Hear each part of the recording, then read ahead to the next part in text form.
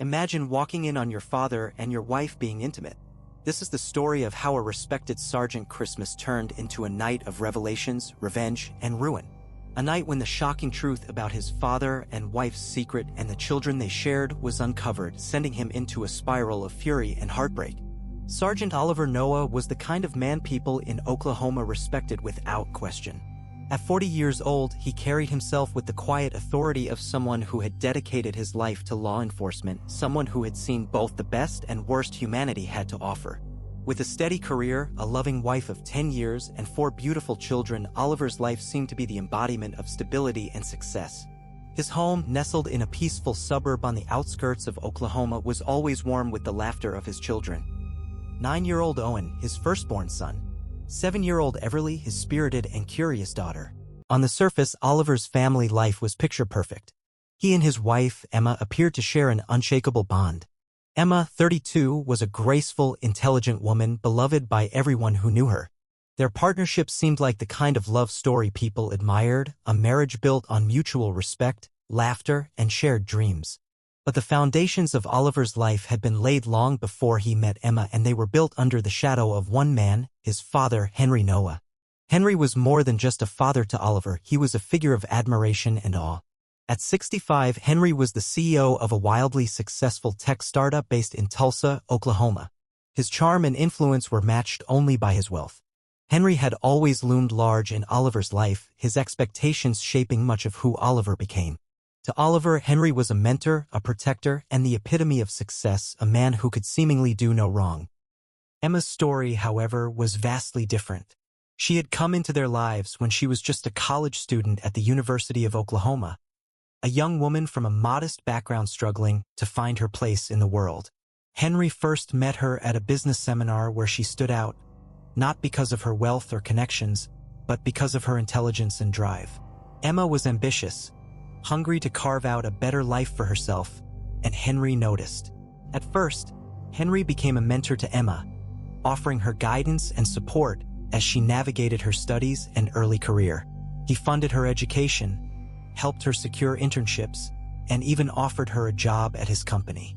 To everyone else, it seemed like a generous act, a wealthy man helping a promising young woman achieve her dreams. But behind closed doors, their relationship took on a different dimension. Henry was captivated by Emma, not just her beauty but her ambition, her resilience. What began as a platonic mentorship evolved into something far more intimate. Emma, though grateful for his support, found herself caught in a dynamic she couldn't fully control. Henry was powerful, persuasive, and unrelenting in his affections. Their affair was a carefully guarded secret, one that Henry intended to keep at all costs. When Emma met Oliver through Henry, she was initially taken by his kind, grounded nature. Oliver was everything Henry wasn't: steady, genuine, and full of quiet strength. For Henry, this was an opportunity to secure Emma's presence in his life without suspicion. He encouraged their relationship, subtly orchestrating moments that would draw them closer. Over time, Oliver fell in love with Emma, seeing her as the perfect partner to build a life with. For Emma, marrying Oliver offered an escape from the complicated entanglement with Henry, a chance to build something real and untainted. Their wedding was a grand affair held in a lavish venue in Oklahoma City and paid for in full by Henry, who played the role of the proud father, beaming at his son's happiness. For the next decade, Oliver and Emma built a life together, raising their 2 children in what seemed to be a harmonious union. Yet Henry was never far away. He was a constant presence in their lives, always visiting, always involved, his influence woven into the fabric of their family. To Oliver, it was comforting to have his father so close, a symbol of unwavering support. But for Emma, Henry's presence was a lingering reminder of a past she had tried to bury. As the years passed, the dynamics between the 3 grew increasingly complicated. Oliver remained oblivious, trusting in his father's wisdom and his wife's loyalty. Emma played her role well, balancing her responsibilities as a mother and wife while keeping her history with Henry hidden. And Henry, ever the puppet master, reveled in the control he maintained over both their lives. He had orchestrated everything, ensuring Emma would remain in his orbit even if it meant manipulating his own son into marrying her. From the outside, the Noah family was the epitome of success and happiness. But beneath the surface, secrets festered, threatening to unravel everything Oliver believed in. It was a delicate balance, one that could only hold for so long before the truth would come crashing down. Unbeknownst to Oliver, the perfect life he had built was a carefully constructed illusion, and the cracks in the foundation were about to show. As the years passed, Oliver Noah began to notice things that didn't sit quite right. They were small, almost imperceptible at first, gestures and moments between his father, Henry, and his wife, Emma, that he couldn't quite place. At family gatherings, Henry's hand would linger on Laura's shoulder just a moment too long, or his eyes would follow her across the room in a way that didn't feel entirely paternal. Laura would laugh at his jokes, sometimes with a familiarity that seemed deeper than mere respect for her father-in-law. Oliver told himself he was imagining things. After all, this was his father, a man who had shaped him, supported him, and been his rock through life. And Emma was his wife, the mother of his children. They were both important people in his life, and their closeness was only natural. Or so he convinced himself. But over time, the unease became harder to ignore. There were quiet moments when Oliver would enter a room and Henry and Emma would stop talking abruptly, their smiles disappearing as if caught mid-sentence. There were private conversations they'd dismiss as nothing important when Oliver asked. At first, he wrote it off as their shared bond, forged from years of knowing each other. But there was something about their silences that felt heavier than they should have. One evening, Oliver's unease took a sharp turn. It was a normal night at home. Emma was in the kitchen, scrolling through her phone while the kids played in the living room. Oliver, walking by with a stack of files from work, noticed Emma's phone light up with a message. His eyes caught the sender's name, Dad. That wasn't unusual. Henry's often messaged both of them. But what stopped Oliver in his tracks was the message itself. Can't stop thinking about last time. Let's talk soon. Oliver froze. If this story got to you, the injustice, the pain, the truth, please hit subscribe. These stories deserve to be heard, and we're just getting started. The words were vague, but they felt wrong. Too intimate. Too personal. His mind raced as he tried to make sense of it. Last time. What last time? Who's that? Oliver asked, his voice calm but probing. Emma looked up, startled. Oh, just your dad, she said, quickly swiping the notification away. He's probably talking about the last family dinner. You know how he likes to reminisce. She offered a small laugh, but Oliver didn't buy it. Her tone felt off, too quick, too dismissive. He felt a wave of nausea rise in his stomach as he stared at her. Later that night, while Emma was putting the twins to bed, Oliver couldn't resist the urge to check her phone. It wasn't something he'd ever done before, and the thought of invading her privacy made him feel sick. But something about that message gnawed at him, refusing to let go. Unlocking her phone with the passcode he'd seen her use countless times, he scrolled through her texts with his father. To his frustration, the earlier message was gone, deleted. But there were other messages, ones that didn't make sense in the context of a father-in-law and daughter-in-law relationship. You looked amazing today. Can't wait to see you again. It's hard keeping this quiet, but it's for the best. Each message hit Oliver like a blow. They weren't overly damning, but they were deeply unsettling. His mind raced with possibilities. Was this some kind of misunderstanding? Could there be an innocent explanation for these words? He wanted to confront Emma right then and there, but the thought of accusing her, of even voicing his suspicions, terrified him. What if he was wrong? What if he was right? In the days that followed, Oliver tried to shake the feeling, but the tension in his chest wouldn't subside. Every interaction between Emma and Henry now felt loaded with hidden meaning. A glance across the room, a shared laugh, a touch on the arm, they all seemed magnified, more intimate than they should have been. But each time Oliver considered confronting them, doubt crept in. Could his father, the man who had shaped his life, really be cheating him like this? Could Emma, the woman he loved and trusted, be hiding such a devastating secret? Unanswered questions piled up in his mind, each one heavier than the last. And yet, Oliver hesitated, clinging to the hope that he was wrong, that his family was still whole, and that the growing cracks were just in his imagination. Little did he know, the truth was far darker than anything he could have anticipated. Christmas night was supposed to be a time of joy and togetherness for the West family.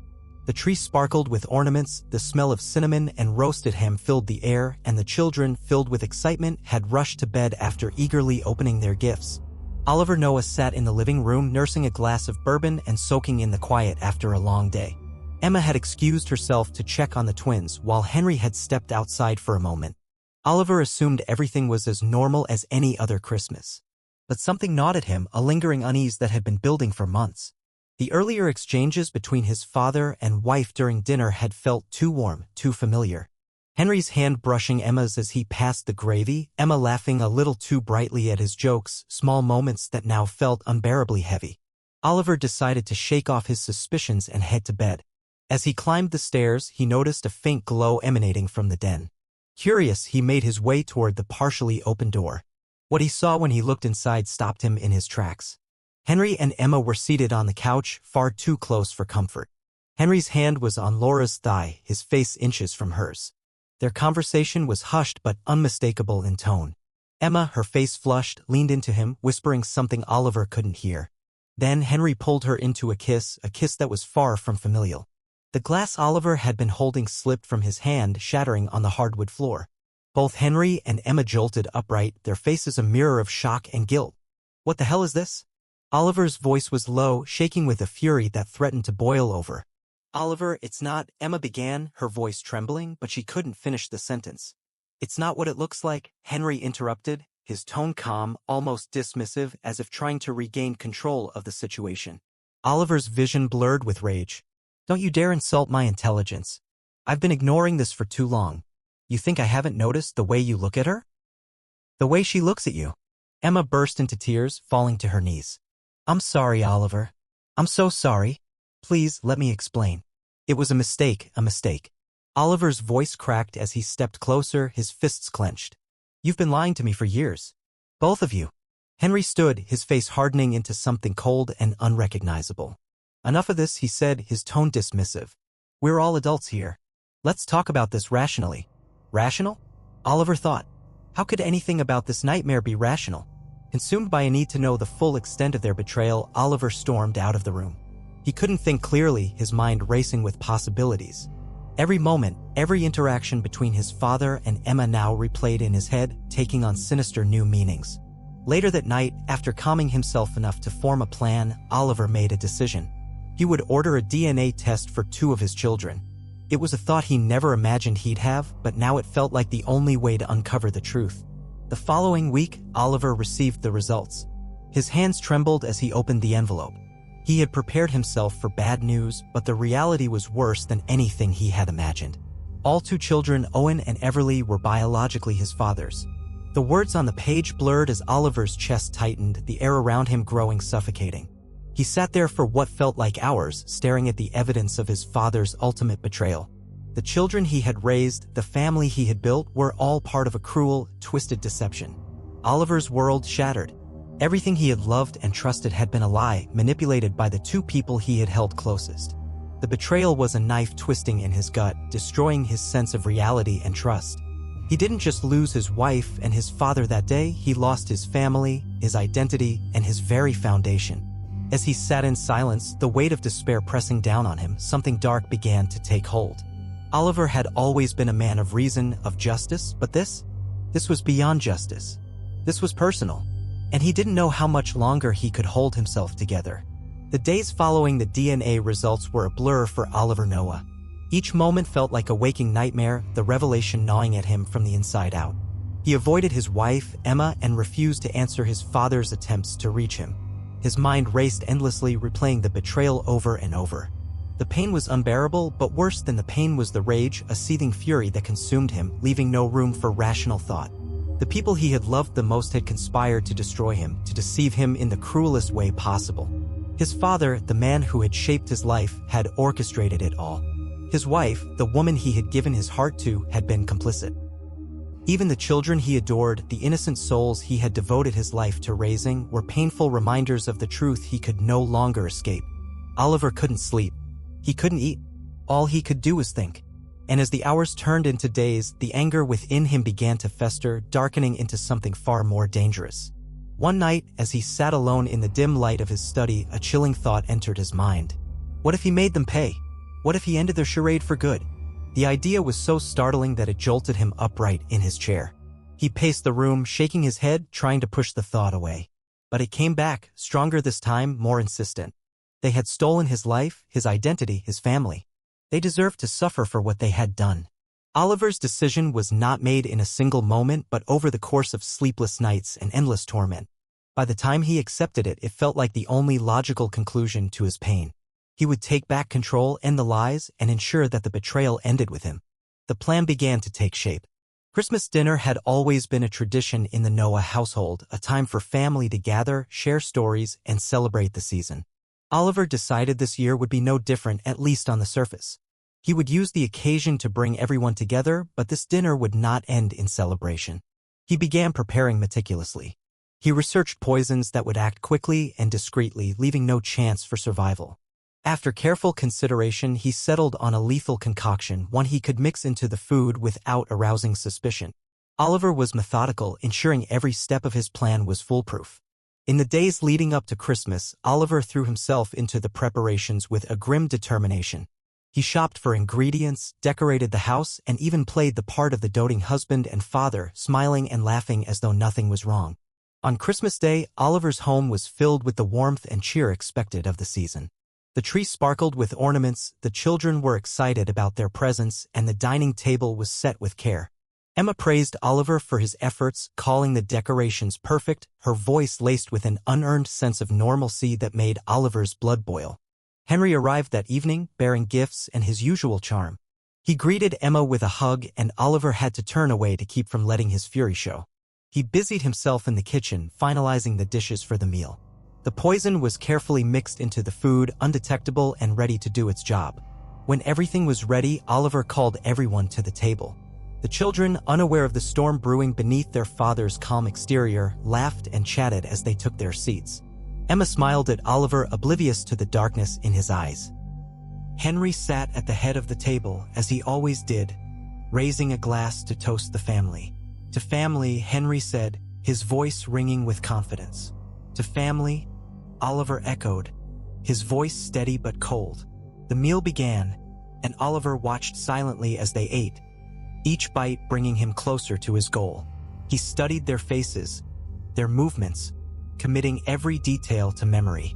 Laura complimented the food, saying it was some of the best Oliver had ever made. Henry agreed, his usual arrogance shining through as though he were the center of the universe. But Oliver barely heard them. All he could focus on was the inevitability of what was about to happen.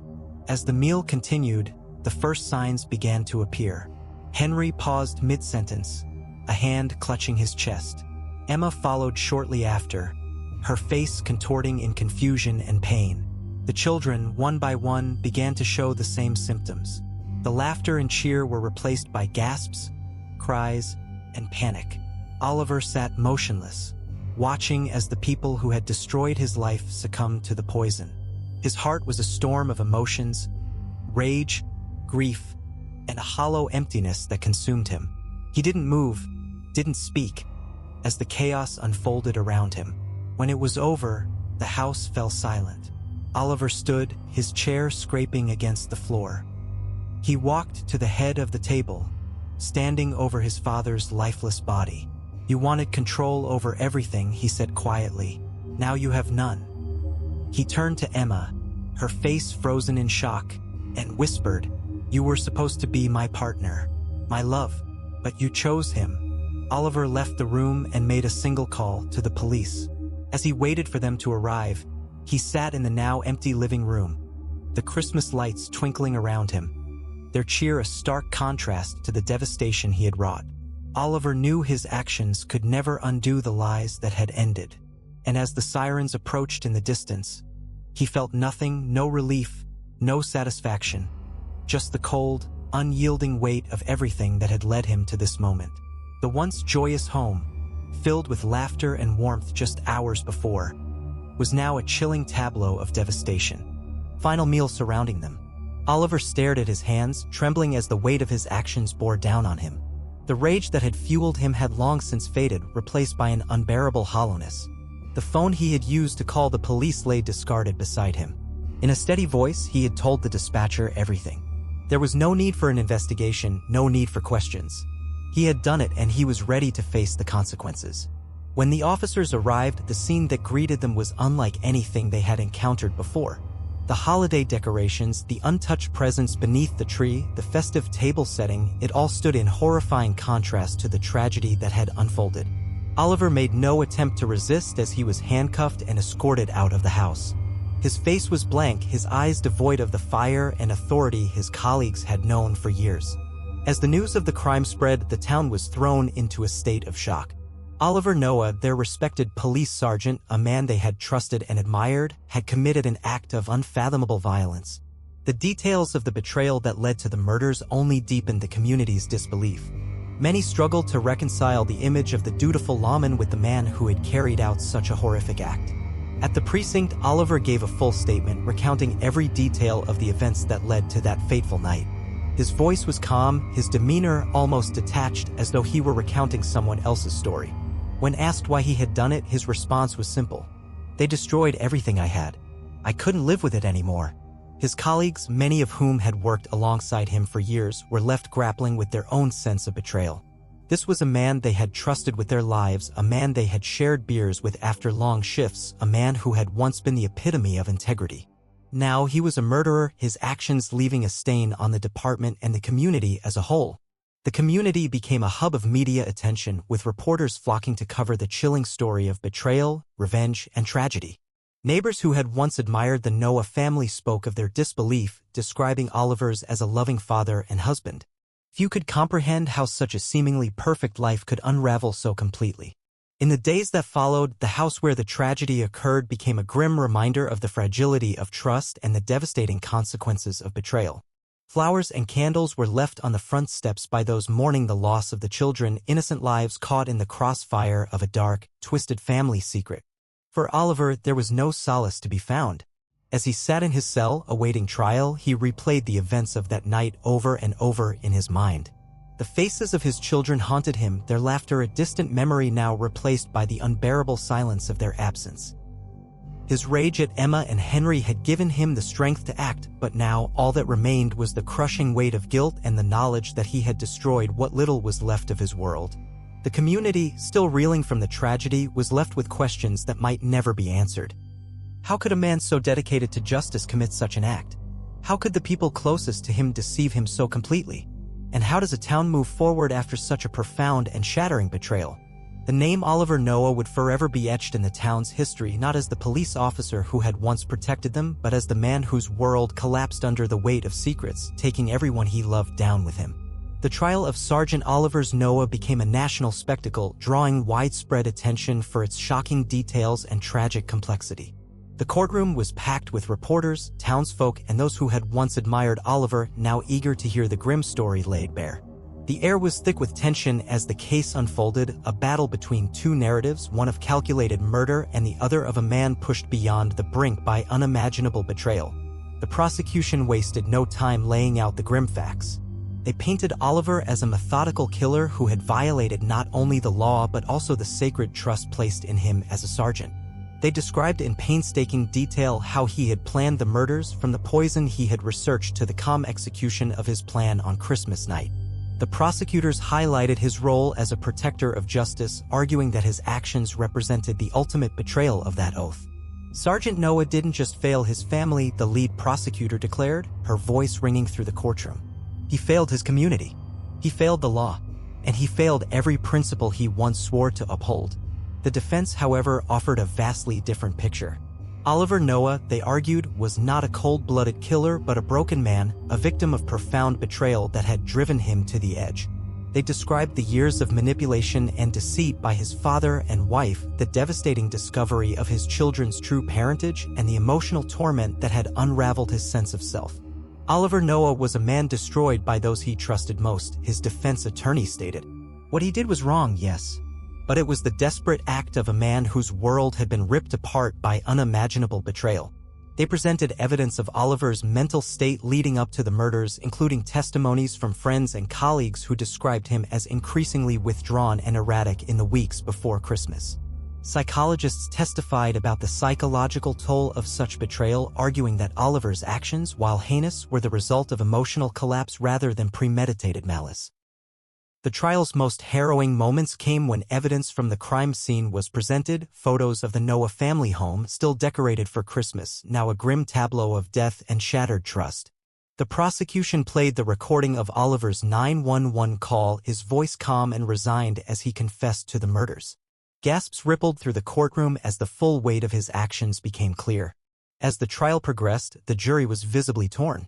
On one hand, the calculated nature of the crime could not be ignored. Oliver had planned every detail, ensuring that none of his victims would survive.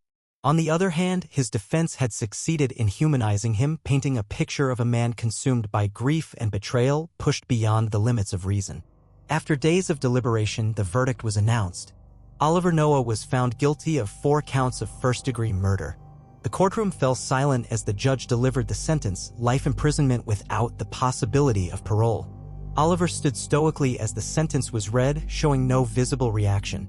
It was as if he had already resigned himself to his fate, accepting it as the only conclusion to the nightmare he had lived through. The community, still grappling with the magnitude of the tragedy, was left divided. Some saw Oliver's actions as unforgivable, a calculated act of violence that robbed 5 lives and shattered the town's trust.